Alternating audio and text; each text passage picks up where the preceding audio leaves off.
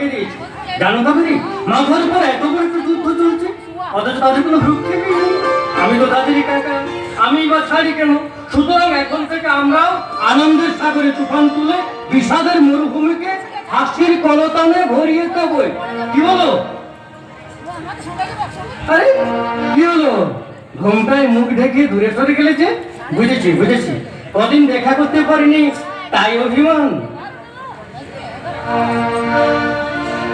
তোলো মুখ প্রিয়া, তোলো মুখ প্রিয়া, খোলো ভিড়ুয়া, ভুলে যাও অভিমান। মধুমাসে আসি বিফলে জামিন, করুণা গো অবসান। তোলো মুখ প্রিয়া, তোলো মুখ প্রিয়া, তোলো মুখ প্রিয়া। এখনো যদি কথা দাও, আমায় না বলে কখনো যুদ্ধে যাবে না। তাই কি পারি কাবেরী?